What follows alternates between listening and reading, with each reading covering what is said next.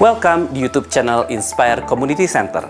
Kami sangat senang saudara terhubung bersama kami saat ini. Saudara juga dapat menginformasikan channel ini kepada keluarga, sahabat, dan kerabat yang lain ya. Inspire Community Center atau yang disebut dengan ICC merupakan gereja yang terletak di Faith Hotel Ciamplas, Bandung. Setiap minggunya, ICC menyelenggarakan 3 kali ibadah. Ibadah pertama jam 8, ibadah kedua jam 10, dan ibadah ketiga jam 12 siang. Setiap minggunya, ibadah akan disertai dengan ibadah anak-anak atau yang disebut dengan iKids dan ibadah youth. Jadi, tunggu apa lagi? Yuk beribadah bersama kami. Saudara, untuk bertumbuh di dalam iman, kita membutuhkan orang lain. ICC memiliki komunitas kecil yang dinamakan iClick. Di dalam iClick, kita bisa bersekutu bersama saudara seiman, saling membangun dan saling menguatkan. iClick terbagi dalam beberapa kategori, yaitu single, couple or marriage, youth, dan juga college. Anda bisa mendaftarkan diri dan memilih sesuai dengan lokasi dan waktu yang sesuai dengan Anda. Daftarnya di link berikut ya. Everyday with Jesus. Saudara bisa mendapatkan renungan setiap hari yang akan dikirimkan ke WhatsApp saudara. Hubungi hotline gereja ICC di 081 220 222 111. Weekly Bible Study. Yuk belajar Alkitab lebih dalam bersama gembala kami, Pastor Chandra Sunjaya. Setiap hari Rabu pukul 6:25 pagi di Instagram @ChandraInspire. Devotion. Sharing firman Tuhan secara singkat, tayang setiap hari Selasa dan Jumat melalui Instagram @ICC Bandung dan YouTube channel Inspire Community Center. Tertinggal atau ingin mendengarkan ulang khotbah mingguan? Tenang, kini saudara bisa memperoleh kumpulan khotbah ICC Bandung dengan cara scan barcode ini dan pilih sesuai dengan kebutuhan saudara. Sebagai pengikut Kristus, kita patut meneladani apa yang dilakukan Yesus. Baptis telah dilakukan sebagai tanda percaya kita kepada Tuhan. Anda dapat mendaftarkan diri untuk mengikuti baptis Islam di nomor 081 220 222 111. Anda dapat memberikan persembahan melalui e-banking, m-banking, atau transfer ke nomor rekening berikut ini. Selamat menikmati firman Tuhan yang akan kita terima. Jangan lupa untuk catat, bagikan, dan lakukan setiap firman yang akan kita dengar hari ini. Tuhan Yesus, kehadiran-Mu yang membuat ibadah kami menjadi berarti. Roh Kudus ambil waktu-waktu ke depan, ambil alih waktu-waktu ke depan sehingga setiap kami tidak hanya menerima sebuah informasi, tapi sebuah pesan yang begitu pribadi yang akan menyebabkan ada transformasi kehidupan. Berbicaralah kepada kami siap mendengarnya. Dalam nama Bapa, Putra, Roh Kudus, dalam nama Yesus Kristus Tuhan. Amin. Silakan duduk Bapak Ibu Saudara sekalian, selamat pagi. Kumaha? Siap. Apa kabar? Luar biasa. Biasa di luar pasti ya. Baik, saya berikan judul firman Tuhan pagi hari ini. Silakan buka catatan saudara. Kenapa Adam jatuh dalam dosa? Karena dia tidak mencatat. Berakar dan berdasar dalam kasih. Sebutkan sama-sama judulnya 3, 4. Berakar dan berdasar dalam kasih. Saudara, sebagai pengikut Kristus, kita perlu mengerti prinsip ini. Bahwa pengabdian kita kepada Tuhan hanya akan sekuat keyakinan kita akan kasih Tuhan. Baca sama-sama 3, 4. Pengabdian kita kepada Tuhan hanya akan sekuat keyakinan kita akan kasih Tuhan. Tantangannya saudara adalah ketimbang kita sadar akan kasih Tuhan. Hari ini jauh lebih alami untuk kita sadar atau bahkan sangat sadar tentang diri kita sendiri. Buktinya hari-hari ini buat beberapa orang apa kata netizen itu menjadi pendapat yang begitu penting. Apa kata orang lain tentang kita. Apa pendapat orang tentang hidup kita menjadi punya bobot yang tiba-tiba lebih besar daripada apa kata Tuhan tentang diri kita. Sehingga tidak jarang ada orang-orang yang mencoba melakukan pembuktian diri. Tahukah saudara bahwa pembuktian diri adalah tanda bahwa orang ini belum mempunyai identitas diri yang bersumber daripada Kristus. Kalau saudara ingat, waktu Yesus dibaptis oleh Yohanes Pembaptis, langit terbuka.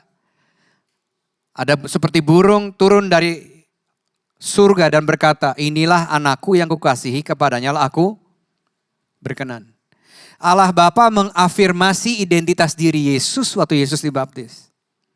Satu pasal setelah itu, Yesus dicobai di padang gurun waktu dia berpuasa 40 hari.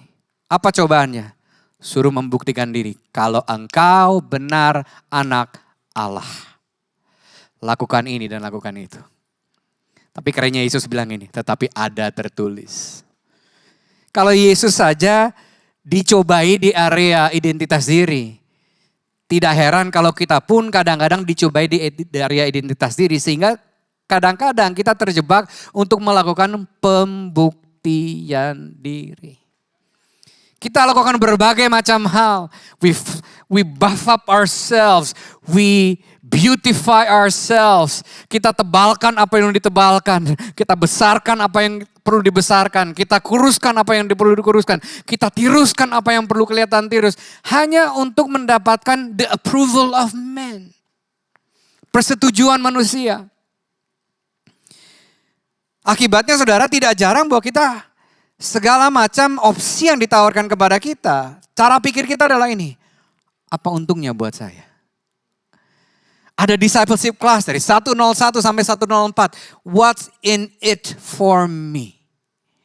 Ada kesempatan melayani. Apa untungnya buat saya kalau melayani? Generasi-generasi yang lebih muda daripada saya. Itu sulit sekali cari orang yang setia. Karena banyak begitu semuanya dilandasi oleh tawaran. Kamu bisa nawar lebih bagus gak daripada ini? Dan sebagainya saudara. Saudara, orang yang terlalu sadar diri, self-conscious,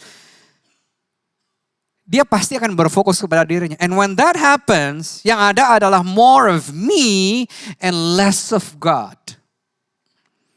Padahal kita berkata bahwa kita harus semakin berkurang, Kristus yang harus semakin bertambah. Nah pertanyaannya sekarang, kenapa kita perlu mengerti prinsip ini? Bahwa pengabdian kita kepada Tuhan hanya akan sekuat keyakinan kita akan kasih Tuhan. Karena motivasi terkuat, motivasi terbaik dalam kita mengabdikan diri kita kepada Tuhan adalah kasih. Bukan berkat, bukan mujizat, bukan seberapa banyak doa yang dijawab, bukan seberapa banyak intervensi yang Tuhan kasih, bukan dari promosi demi promosi yang Tuhan izinkan terjadi dalam kehidupan kita. Karena pengabdian kita kepada Tuhan harusnya sifatnya relasional dan bukan transaksional. Kita tidak baru mengabdi kepada Tuhan kalau hidup saya dipermudah, kalau hidup saya dilapangkan jalannya, dihindari dari semua tantangan dan godaan dan cobaan. Baru kita mau mengabdi kepada Tuhan. Karena sekali lagi saudara, pengabdian kita kepada Tuhan should be relationally based. Karena ini bukan sebuah transaksi. Kalau saya sudah melakukan ini, saya berhak dong dapat itu transaksi. Ibaratnya jual beli. Saudara, sadar atau tidak?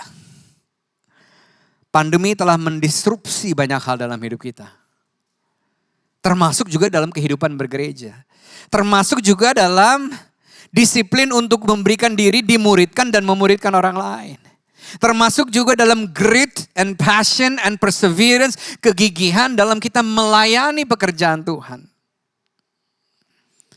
Itu sebabnya saudara, membangun keyakinan kita akan kasih Tuhan akan terjadi dengan subur kalau kita kenal Tuhan secara personal.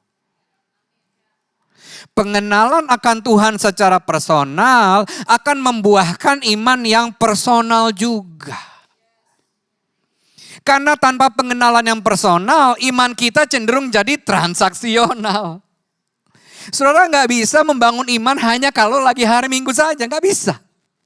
Karena tantangan saudara sudah menunggu di luar pintu gereja. Tantangan kita terjadi dari hari Senin sampai hari Sabtu. And when that happens, kalau kita nggak punya iman personal, makanya salah satunya adalah kita gampang diombang-ambingkan dengan rupa-rupa angin pengajarannya. Seperti yang sudah dikatakan salah satu teman kita tadi. Saudara, hanya karena sesuatu viral, tidak berarti serta-merta harus langsung dibahas. Hanya karena sesuatu tidak viral, tidak berarti itu tidak perlu dibahas. Tapi kadang-kadang kita lebih terusik, kita lebih terpicu untuk membahas sesuatu yang sedang viral atas nama FOMO. Apa itu FOMO? Kalau orang lain semua membicarakannya, gue gak tahu. I fear of missing something out.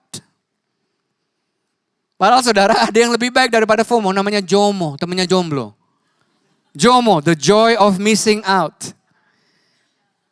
Enggak semua yang viral kudu tahu, saudara. Halo? Kedalaman hubungan kita dengan Tuhan gak bisa dibangun kalau kita juga menjadi terlalu terbiasa dengan Tuhan. Terlalu terbiasa dengan hadirat Tuhan. Setiap kali hari Minggu, jujur deh kalau saudara gak dengar hari Minggu ya, gak datang ke hari Minggu, mungkin karena suatu dan lain hal, saudara datangnya mengikuti ibadah secara daring. Jujur ya, jawab ya.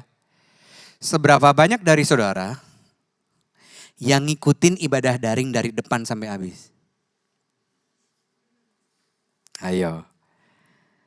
Algoritma YouTube membuktikan, survei membuktikan bahwa kalau ibadah 90 menit, yang benar-benar cuma difokusin cuma 20 menit. Khotbahnya aja kadang-kadang 45 menit. Jadi apa yang didengerin? Apalagi kalau kita bilang, lah kalau dia yang nyanyi ini suka fales, slide kita geser. Belum khotbah, digeser lagi. Saya pun suka demikian. Keintiman hubungan kita dengan Tuhan juga tidak bisa terjadi kalau kita hanya mendasari pengenalan akan Tuhan atas pencerahan dari orang lain, pengalaman dari orang lain. Pesan hamba Tuhan di hari Minggu menjadi asupan rohani pertama, terutama dan satu-satunya di minggu itu. Ada salah kaprah di sini saudara. Kalau Tuhan bisa berbicara lewat hamba Tuhan. Kita kan anak Tuhan, betul gak? Kira-kira Tuhan bisa gak berbicara langsung sama anaknya, gak pakai hambanya? Bisa gak? Bisa. Saudara yang sudah punya anak, saudara kebayang gak? Ibaratnya nih saya bilang sama ART saya, Mbak, tolong bilang sama Raya, sama Tiara, anak-anak kami, kalau saya sayang sama mereka.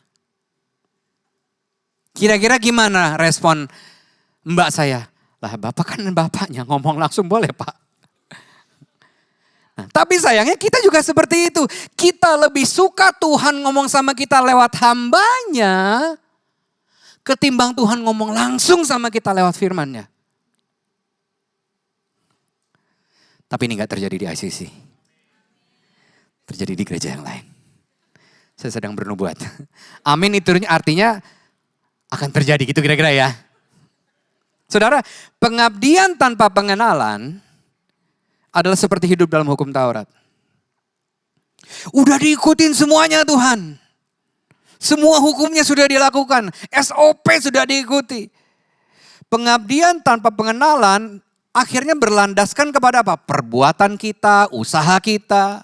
Sehingga membuahkan iman yang transaksional. Kalau aku sudah melakukan kewajiban agamawiku, aku berhak menerima ini dan itu dari Tuhan. Pengabdian tanpa pengenalan itu membuahkan the spirit of entitlement, merasa berhak. Tapi pengenalan tanpa pengabdian berpotensi untuk menyia-nyiakan kasih karunia Tuhan. Kenapa demikian? Karena seberapa dalam seseorang mengenal kasih Tuhan akan justru sangat terlihat dari pengabdiannya di musim-musim yang tidak ideal bagi dia. Karena dia mengerti bahwa justru di musim-musim itulah dia semakin mengenal dan mengalami kasih Tuhan. Saudara, itu sebabnya menurut saya pemahaman kita gak perlu cuman paham, tapi kita perlu yakin. Kadang-kadang kita paham Tuhan mengasihi kita, tapi kita gak yakin. Karena keyakinan itulah yang akan membuahkan perilaku kita.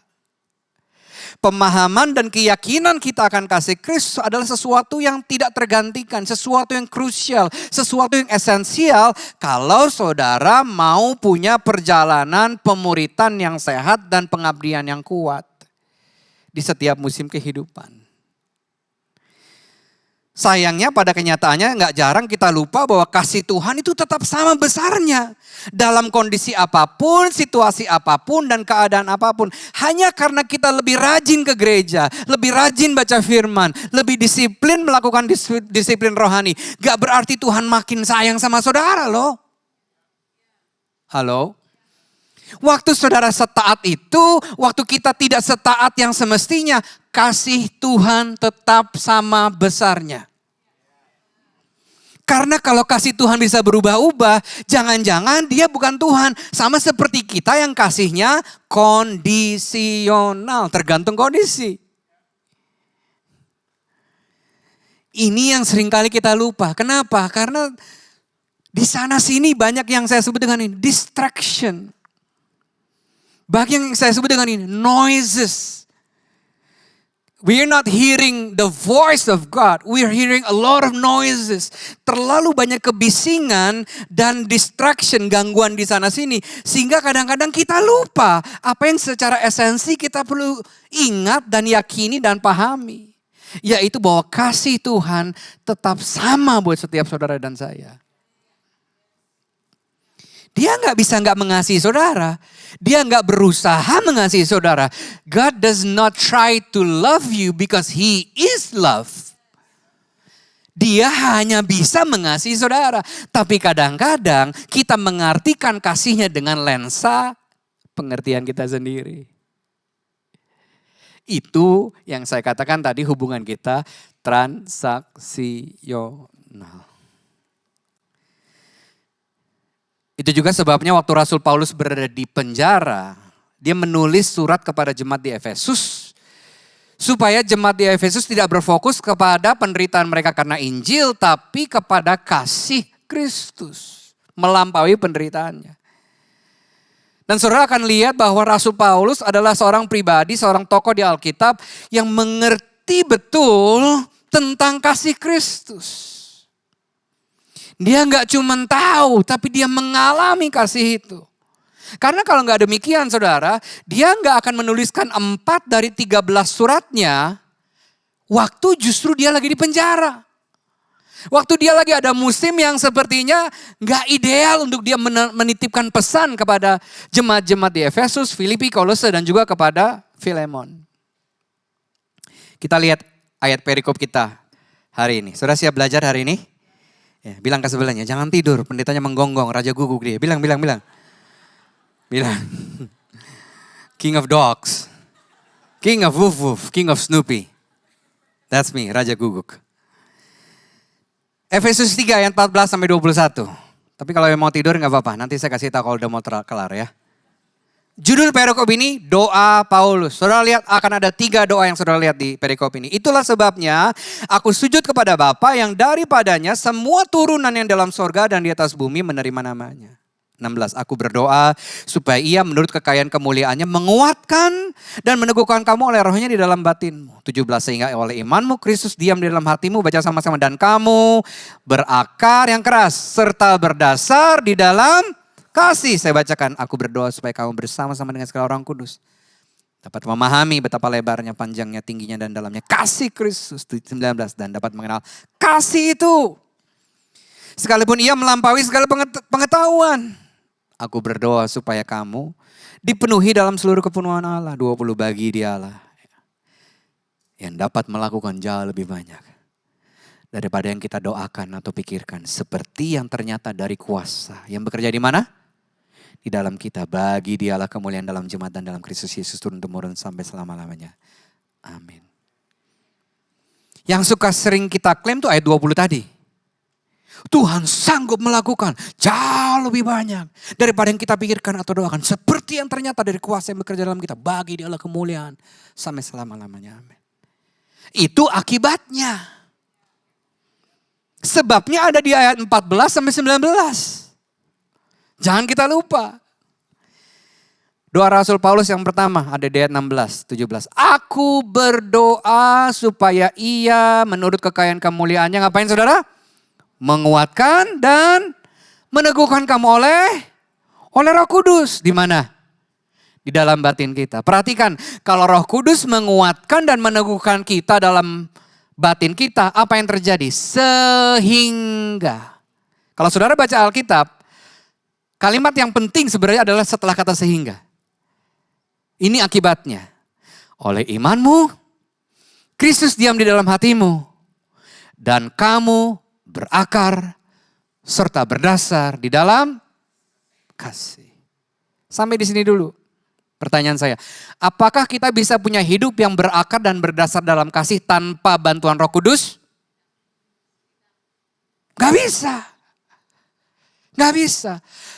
By nature, tanpa Roh Kudus, kita mengakarkan diri kita mendasarkan diri kita di hal-hal yang lainnya selain kasih Kristus. Betul gak? Dia apa? Usaha kita tadi, pencitraan kita tadi, pencapaian kita, kepemilikan kita, apa kata orang tentang kita. Tapi kalau kita mau rekalibrasi hidup kita, ini perlu kita mengerti. Di momen saudara merasa gak kuat, di momen saudara merasa kewalahan dengan begitu banyak hal yang terjadi dalam hidup saudara. Doakan seperti ini, seperti yang Paulus doakan, Roh Kudus, kuatkan dan teguhkan aku bahwa kasih Kristus masih cukup buat aku. Amin saudara. Itu yang perlu kita nurse and rehearse.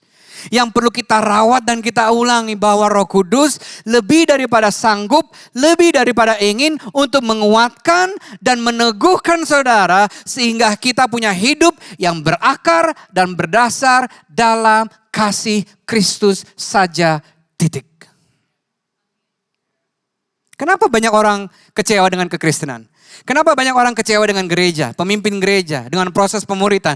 Karena dia gak berakar dan berdasar dalam kasih Kristus. Dia mengizinkan apa yang dia lihat dengan matanya, menentukan kedalaman akarnya, dan menentukan kekokohan dasar kehidupannya. Saudara ketahuilah, tidak ada gereja yang sempurna, tidak ada hamba Tuhan yang sempurna. Yang ada cuman hamba Tuhan yang dewasa atau gereja yang sehat. Gak ada yang sempurna. Kadang-kadang kita punya ekspektasi yang salah tentang rumah Tuhan. Sehingga kita kembali dikecewakan. Karena kita gak berakar dan berdasar dalam kasih Kristus. Tahukah saudara? Saudara hanya bisa prosper in life. Saudara hanya bisa navigate your life through all the seasons in your life. Kalau saudara mengakarkan dan mendasarkan kehidupan saudara dalam kasih Kristus saja. Kita ngerti teorinya. Tapi kadang-kadang dalam praktiknya kita suka lupa. Saudara, kata berakar dan berdasar berasal dari bahasa Yunani. Yang memakai tenses perfect participle. Jangan dikeluarkan dulu. Jangan di spoiler dulu. Apa artinya perfect participle? Yaitu sebuah tindakan yang sudah terjadi di masa lampau. Tapi punya efek yang berkelanjutan sampai hari ini. Artinya sebagai orang percaya, kita sudah mulai berakar dan berdasar dalam kasih Kristus. Yaitu waktu saudara menerima Tuhan sebagai Tuhan dan Juru Selamat. Kasih Kristus itu take hold in our life. Tapi ini bukan peristiwa sekali untuk selamanya. Terima Yesus lahir baru sekali untuk selamanya. Tapi saudara, berakar dan berdasar dalam kasih Kristus adalah sesuatu yang perlu terus-menerus kita upayakan seumur hidup kita. Dengan kata lain, seberapa kita berakar dan berdasar dalam kasih Kristus adalah sebuah kondisi yang harus menjadi disiplin rohani. Yang kalau tidak dirawat akan berpotensi untuk menurun secara kualitas. Kata berakar, boleh dikeluarkan sekarang, adalah sebuah istilah agrikultur. Istilah cocok tanam. Berasal dari bahasa Greka erizomenoi. Berakar ini berbicara tentang kedalaman. Tentang apa saudara? Kedalaman. Ada di sini selain saya yang suka cocok tanam, suka sama tanaman lah paling enggak. Oke. Terima kasih Bapak Erik. Di belakang muscle-nya ternyata ada hati yang lembut ya. Akar yang dalam dari sebuah tanaman tidak akan kekurangan asupan yang baik untuk pohon itu bertumbuh dan berbuah, bukan? Pertanyaannya sekarang, kapan akar pohon akan bertumbuh semakin dalam? Yaitu ketika musim kemarau datang. Yaitu ketika musim kering datang, sehingga akar pohon terkondisi, terpaksa masuk jauh lebih dalam hanya untuk mendapatkan asupan air yang untuk membantunya bertahan hidup. Saudara akan menemukan di Alkitab bahwa hidup kita diandaikan sebagai pohon. Salah satu di Mazmur 1 ayat 1 sampai 3. Ayat yang ketiga bilang ini, ia seperti pohon yang ditanam di tepi aliran air, yang menghasilkan buahnya pada musimnya, yang tidak pernah layu daunnya. Apa saja yang diperbuatnya berhasil. Akar pohon kehidupan saudara akan dipaksa masuk lebih dalam. Justru di musim-musim di mana terjadi kekeringan. Saudara datang ke gereja nyanyi, nggak ngerasa apa-apa. Keep on singing. Saudara baca firman Tuhan, kayaknya firman Tuhan gak berbicara apa-apa hari ini. Keep on reading. Halo? Saudara datang ke iClick, datang ke Komsel. Lebih banyak yang menyebalkan daripada yang menyenangkan terjadi. Keep on coming. Halo? Justru kalau kebanyakan yang nyaman-nyamannya, akar kita gak dipaksa masuk lebih dalam. Saudara yang sering setiap hari mengairi tanaman saudara, saudara tahu bahwa someday akar pohon itu akan busuk. Dan kalau akar pohon itu busuk, dia bukannya makin segar, makin layu dia. Hanya karena kebanyakan air. Jadi kalau hari-hari ini saudara sedang mengalami musim kemarau, bersyukurlah. Sepertinya Tuhan bilang ini, akarmu harus lebih dalam nak. Tahukah saudara mengikut Tuhan gak perlu berdasarkan perasaan kita?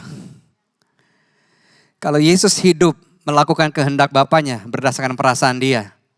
Saya rasa ceritanya sudah selesai di Taman Getsemani. Karena di situ pun melambangkan bahwa dia juga sebenarnya ada pergumulan batini ya. Tuhan kalau boleh caunan ini berlalu daripadaku. Tetapi bukan kehendakku tapi kehendakmu yang jadi. So it's okay untuk merasa kering. Di musim kering itulah akar pohon kehidupan saudara dipaksa masuk lebih dalam. Doanya kok lama dijawabnya sekarang Tuhan.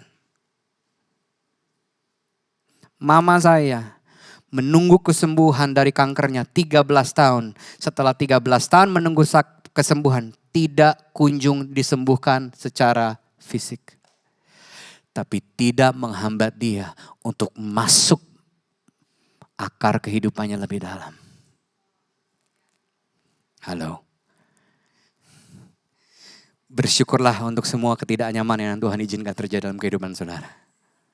It's time to grow deeper.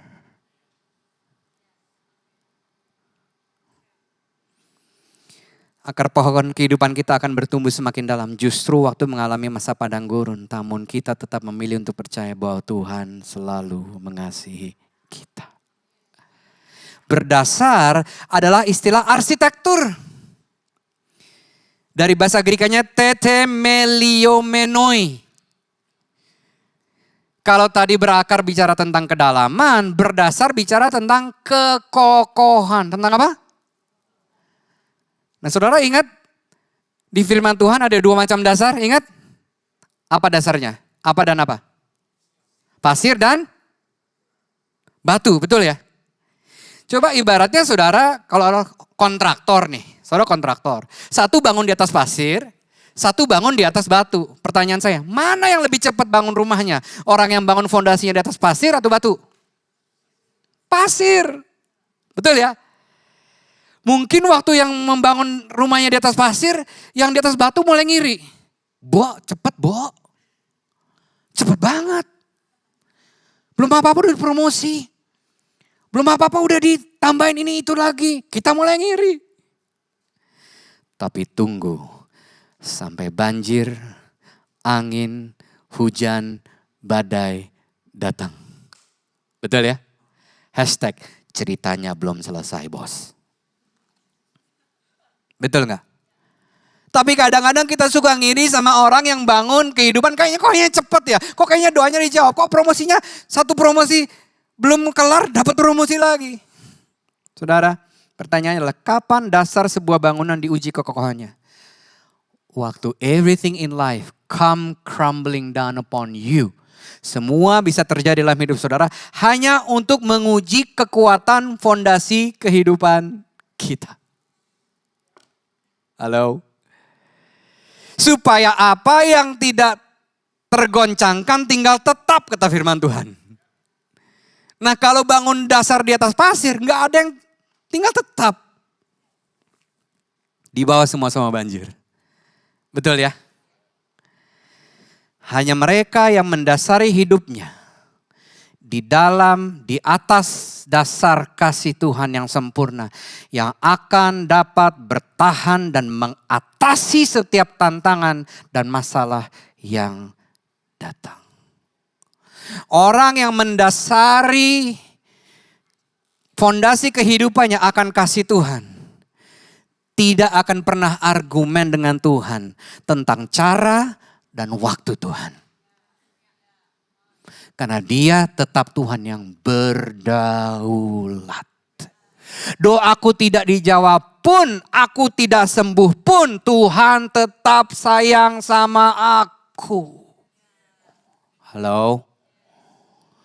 Tapi kadang-kadang lensa kita ini loh, lensa kita yang dengan pengetahuan kita yang terbatas, yang kita seperti mendikte Tuhan. Tuhan kalau kamu sayang sama aku, ini dan itu dong. Makanya saudara gak jarang dengar doa seperti ini. Tuhan, kalau aku sembuh, aku akan memberikan hidupku untuk melayani Engkau. Pertanyaannya, apa perlu sakit dulu bos? Halo? Kayaknya kita mencobai Tuhan gitu jadinya ya. Kalau Engkau benar-benar Tuhan, Engkau bisa menyembuhkan aku. Pertanyaannya, kalau Tuhan gak sembuhkan, apa dia bukan Tuhan? Halo, benar gak? Kita punya banyak teologi tentang kemakmuran, tentang keberkatan. Tapi kita jarang punya teologi tentang penderitaan. Itu sebabnya tidak jarang orang Kristen, lahir baru, penuh Roh Kudus mungkin, mulai tumbang berguguran. Karena tidak mendasarkan fondasi kehidupannya atas kasih Tuhan. Orang yang fondasinya kokoh, ngelihat banyak mengecewakan di gereja, di rumah Tuhan, hamba Tuhan, dia akan tetap kokoh. Karena dia tidak mendasari fondasi kehidupannya atas performa orang lain. Halo? I really hope ini membantu saudara. Terutama yang tadi, yang saya lihat, saya sangat senang begitu lihat graduasi yang 101 muda semuanya. Mulai 102, mulai ada yang lebih tua sedikit. Benar ya? Mudah-mudahan sih yang 104 bukan yang senior ya. Isinya opa-oma semua gitu. 104, akhirnya aku lulus, yay. Tadi waktu saya lihat banyak yang muda, wow, the future of this church is bright. Amin saudara. Wow. Bercanda loh ya tadi ya para senior ya. Justru saya rindu ngelihat para senior kasih contoh sama kita yang lebih muda. Amin. Ya. Yang muda jangan mau kalah sama opa oma. Ya. Di doa Rasul Paulus yang kedua. Sampai di sini masih aman saudara? Is this helping anyone? Yes? Apa perlu saya ganti pakai bahasa Batak? Jangan ya, karena saya gak bisa juga berkhotbah bahasa Batak. Doa Rasul Paulus yang kedua ayat 18. Aku berdoa supaya kamu bersama-sama dengan segala orang kudus dapat memahami betapa lebar, panjang, tinggi dan dalamnya apa? Kasih Kristus. Dan dapat mengenal kasih itu sekalipun ia melampaui pengetahuan. Saudara, dalam tata bahasa Alkitab, ada sebuah struktur, pola dalam penulisan Alkitab namanya kiasma. Semua bilang kiasma. Atau istilah bahasa ini kayasma. Kita sering menemukan di pola terutama bahasa Greka, bahasa Yunani. Mari kita lihat ada beberapa pengulangan dari ayat ini, dari ayat 14 sampai 21 yang sengaja diulang penulis bukan karena dia hun-hun. Atau dia kehabisan kata-kata. Apalagi ya, gua ulang aja deh kata-katanya. Enggak. Saudara lihat, pengulangan A di ayat 14 diulangi di ayat 20 1C di paling bawah. Kata apa itu? Yang paling atas Jesus Christ, paling bawah Christ Jesus. Yang B, yang atas. The whole family in heaven and earth. Yang paling bawah, the church. Can you see that? Yang C, glory, ada kata glory di situ. Diulangi di C, proyeksi bawah, 21A, glory. Pengulangan D, ada kata might. Yang D yang bawah apa? Power, kekuatan. Yang E, atas, ada kata Christ and love. Yang bawahnya apa? Love of Christ. Nah, dalam pola kiasma ini, yang tidak diulangi, itu jadi poinnya. Ibarat ini pola sandwich. Yang ditekan di tengah-tengah, itu polanya. Ini yang membuat saudara akan jauh lebih tertarik baca Alkitab. Banyak pola-pola seperti ini. Poin dari perikop ini ada di ayat 18. Yaitu, aku berdoa supaya kamu bersama-sama dengan seorang kudus dapat memahami betapa lebarnya, panjangnya, tingginya, dan dalamnya kasih Kristus. Ada dua kata kerja di sini yang juga diulangi ayat 18 dan 19. Yaitu kata memahami dan kata mengenal when it comes to the love of Christ. Memahami kasih Kristus, mengenal kasih Kristus. Ini juga sebuah pola pengulangan dua kata yang mirip dalam bahasa Greka hanya untuk memberikan penekanan. Kamu gak cukup untuk memahami, kamu harus mengenal. Bahasa Greka dari memahami adalah kata lambano. Yaitu untuk memahami sesuatu dengan cara yang kuat. Untuk menangkap sehingga waktu setelah kamu tangkap, kamu jadikan apa yang kamu tangkap itu your own experience. Tentang kasih Kristus. Kata yang kedua, mungkin kata yang lebih sering saudara pahami. Ginosko. Pernah dengar kata itu? Tahu karena mengalami secara pribadi. You know by first hand experience. Bukan dari kata khotbah, bukan dari kesaksian orang. Tapi aku ngalami sendiri loh kasih Tuhan. Halo? Nah saudara, dari dua kata ini saudara, kita bisa menarik kesimpulan bahwa saudara dimaksudkan untuk menangkap, memahami, mengenal kasih Kristus secara pribadi. Kadang-kadang kalau kita melandaskan pengalaman kita atas pengalaman orang, yang kita lakukan adalah ini. Kalau Tuhan melakukan itu kepada dia dengan cara itu, aku juga mau dengan cara itu dong. Is this making sense to anyone? Padahal setiap pribadi Tuhan punya caranya yang personal. Apa yang personal buat Alfi, mungkin gak personal buat Pastor Yopi. Kata lambano dan ginosko. Ini yang menjadi poin dari perikop yang kita pelajari ini. 2 Rasul Paulus yang ketiga ayat 19. Aku berdoa supaya kamu dipenuhi dalam seluruh kepenuhan Allah. Nah kalau kita baca ini aja, apa itu dipenuhi dalam kepenuhan Allah? Apa? Terus punya hollow gitu di atas kepala atau gimana? Nah kadang-kadang saudara perlu cari versi Alkitab bahasa lainnya di aplikasi saudara supaya saudara bisa lebih tertarik dalam membaca mendalami firman Tuhan. Ternyata di versi lainnya dikatakan gini, ya Bapa, aku tahu bahwa kasih Kristus terlalu sulit untuk kami pahami. Tetapi ajarlah kami mengerti kasih itu, baca sama-sama. Supaya kami selalu menikmati dua hal. Yang pertama apa? Kehadiran. Yang kedua, kuasamu bersama dengan kami. Oh, itu toh yang Rasul Paulus maksudkan dengan segala kepenuhan Allah. Artinya saudara, secara kronologis, yang pertama harus kita alami kasih Kristus dulu, betul nggak? Baru hadirat Kristus, baru kuasa Tuhan, betul nggak? Nah, makanya saudara, Salah satu modus operandinya iblis adalah untuk membuat saudara mempertanyakan kasih Tuhan. Karena kalau di area kasih Tuhan aja kita udah flunk, kita udah fail. Berikutnya apa yang dia mau? Kita gak bisa lagi mengalami hadirat dan kuasa Tuhan. Betul ya? Itu sebabnya kita perlu firm betul, kita perlu yakin betul, kita perlu kata lambano, kita perlu menangkap dengan kuat, kita perlu ginosko, mengalami secara pribadi, secara langsung kasih Kristus itu. Karena buat setiap orang yang sudah mengalami kasih itu, paket yang berikutnya datang adalah dia akan mengalami hadirat dan kuasa Kristus.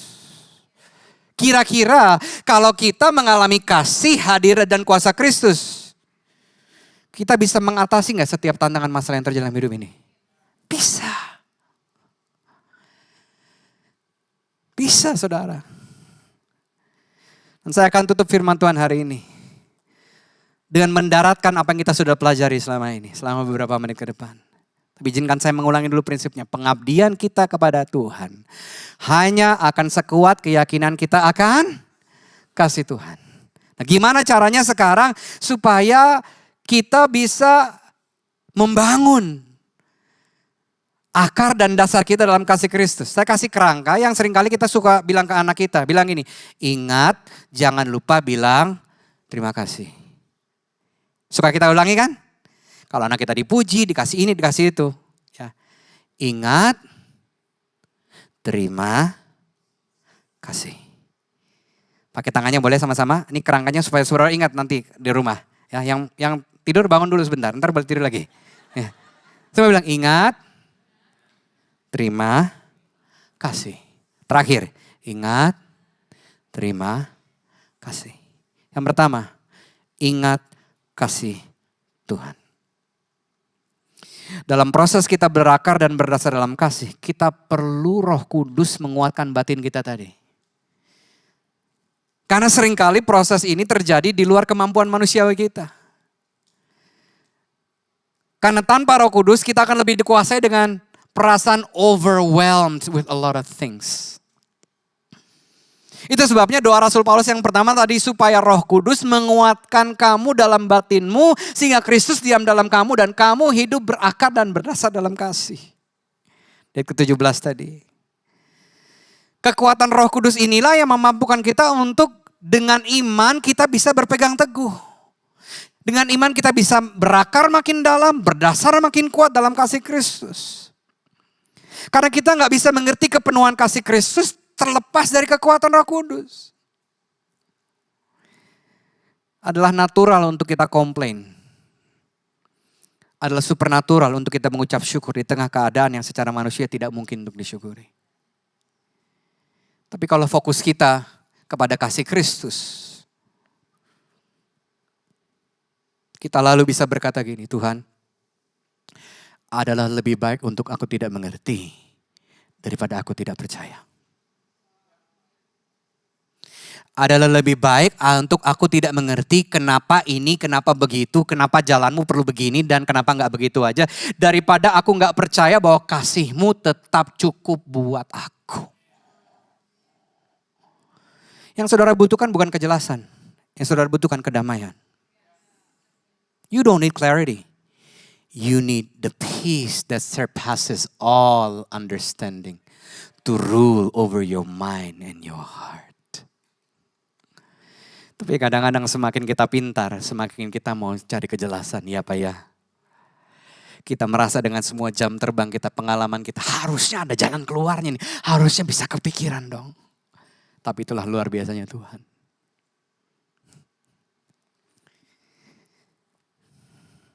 Roma 8, 37-39.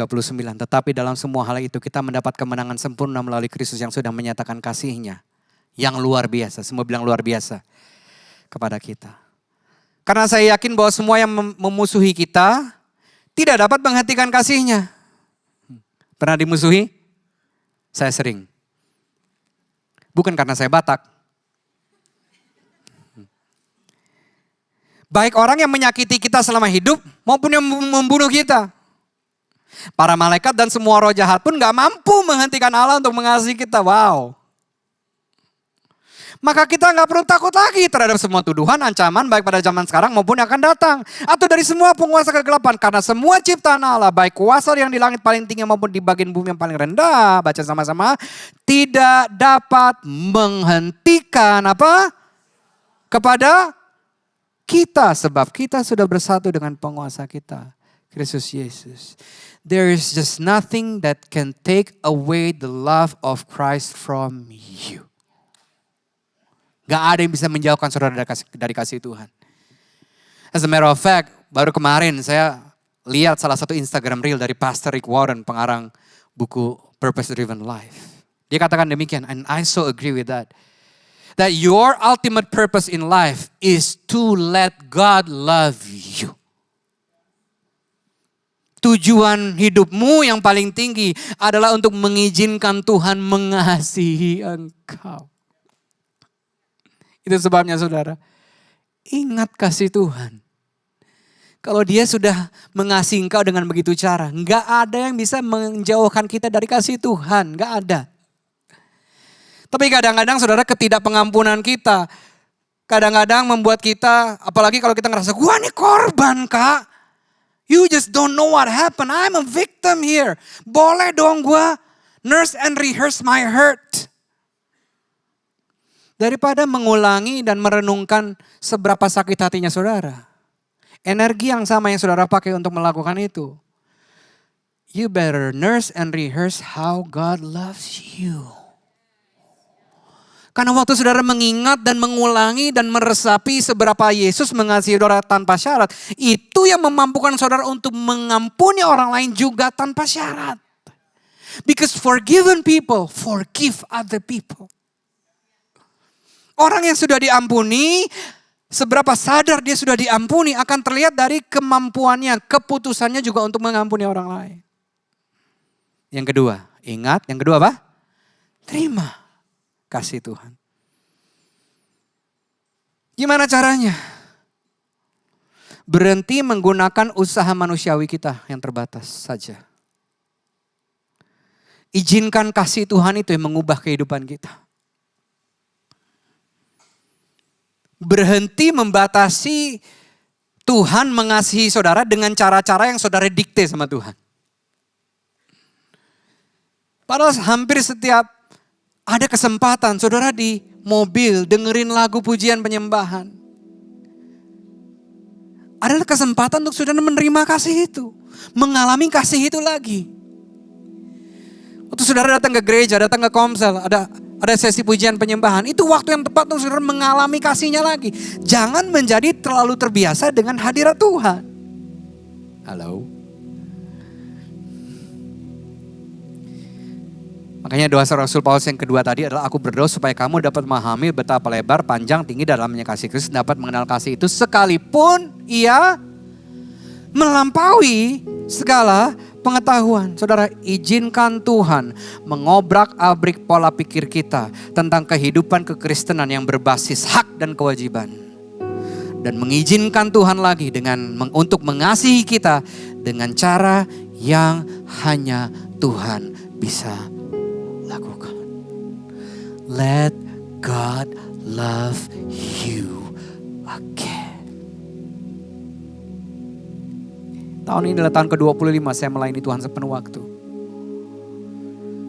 Ada waktu-waktu di mana saya pikir, Lord, I deserve this. I deserve that.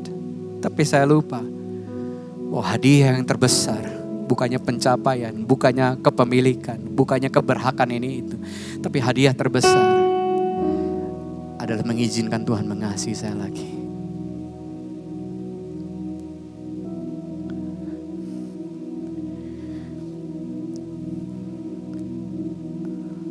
Di tahun 2018-2019 saya mengalami burnout dalam pelayanan dan pekerjaan saya.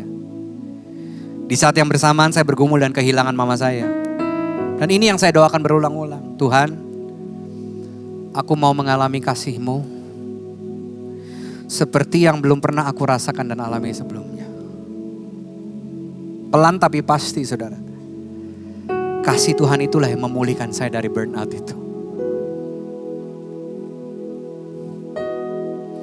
Beberapa dari saudara mungkin perlu mengubah narasi doa saudara.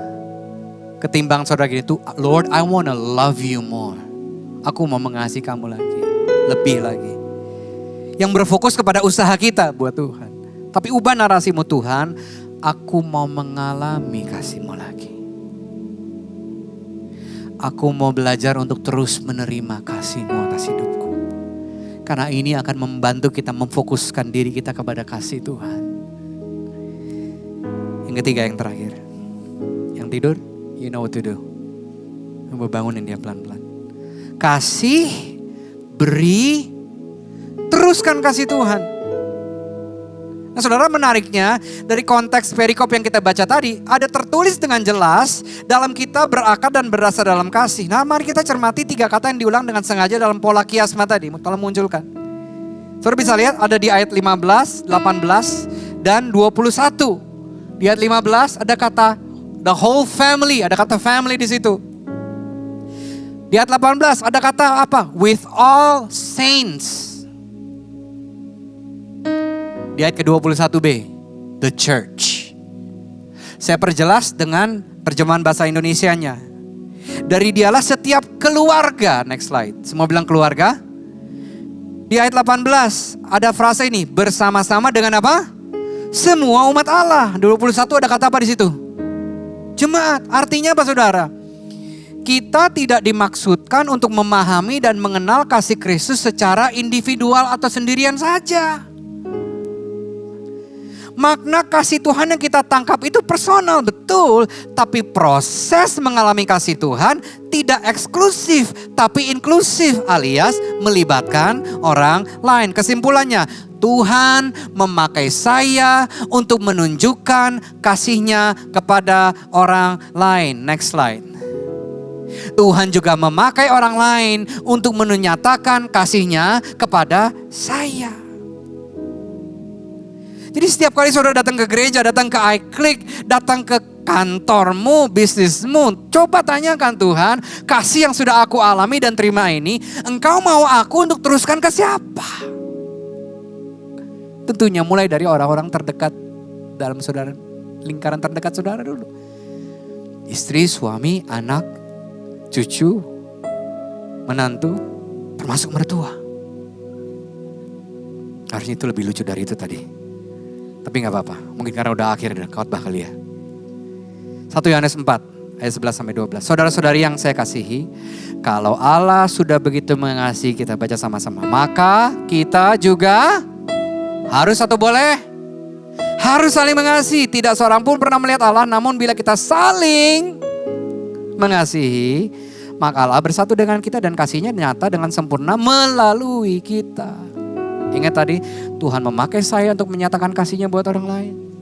Tuhan memakai orang lain untuk menyatakan kasih-Nya buat saya.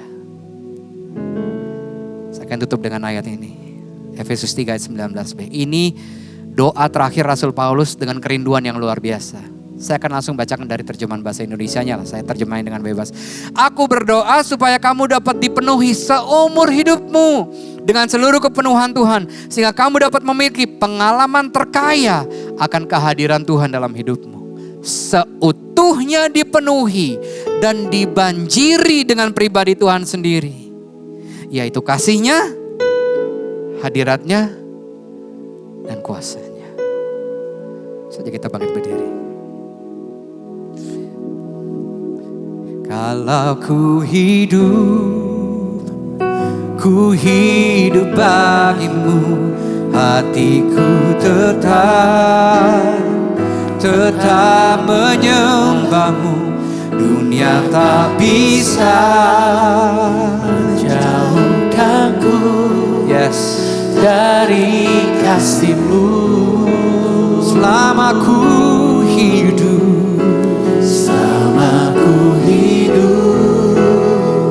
ku hidup bagimu. Mataku tetap memandangmu. Dunia tak bisa menjauhkanku dari kasih-Mu.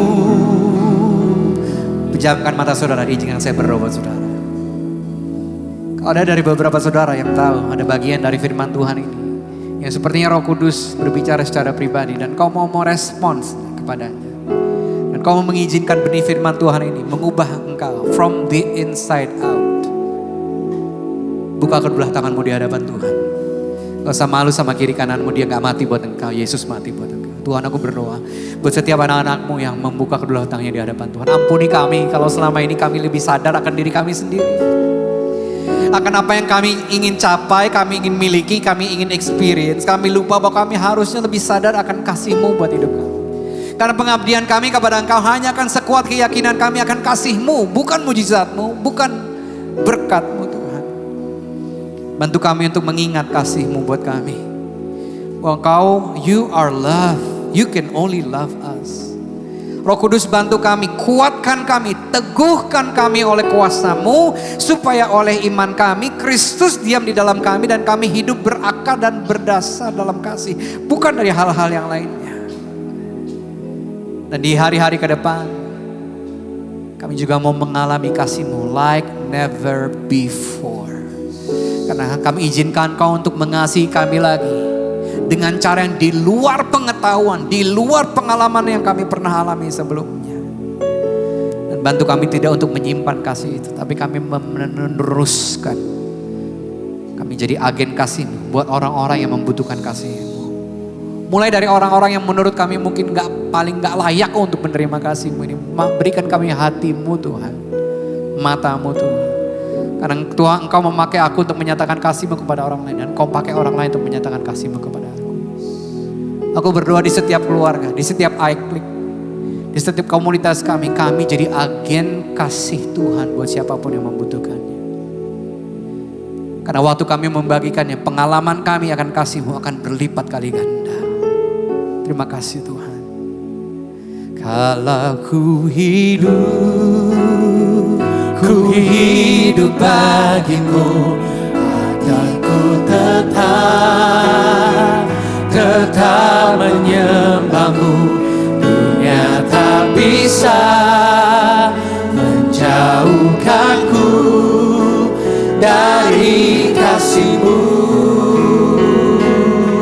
Selama ku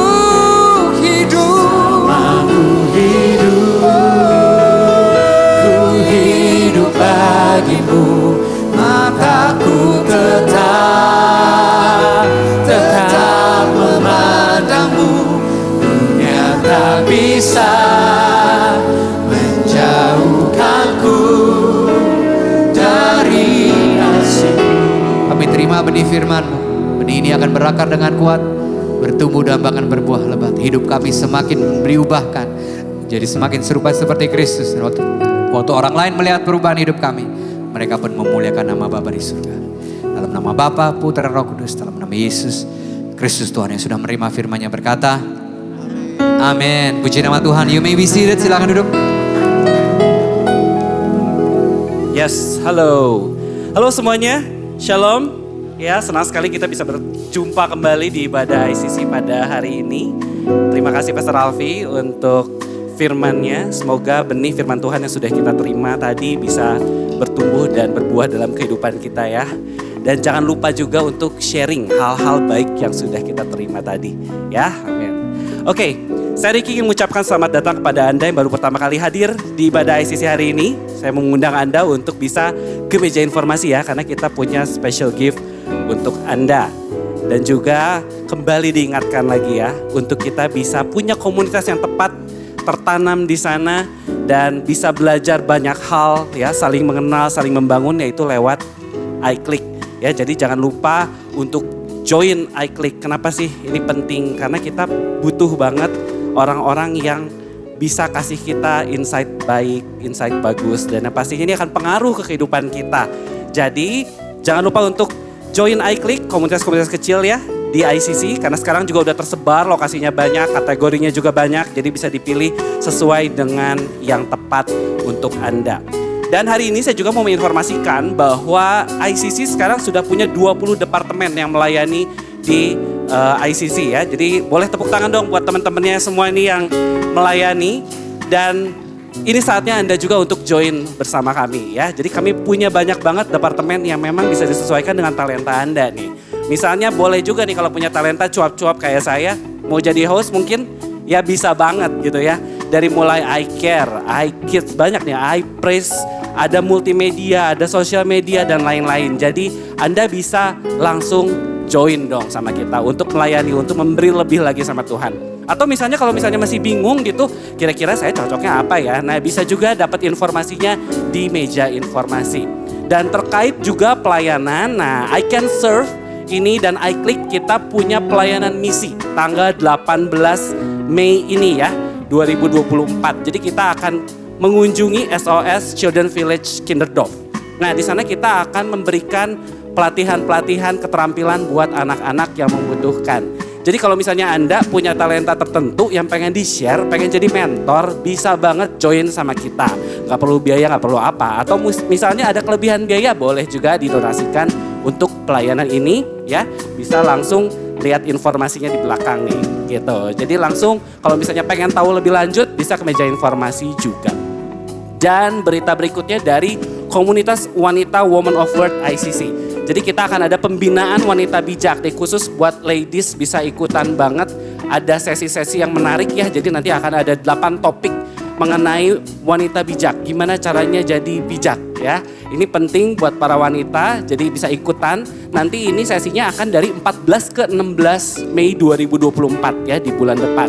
Dan ada graduationnya juga di tanggal 17 Mei 2024. Untuk para ladies yang mau ikutan nanti ada biaya investasi sebesar 250.000 aja ya. Sedikit tapi untuk perkembangan kita menjadi lebih baik lagi. Amin ya.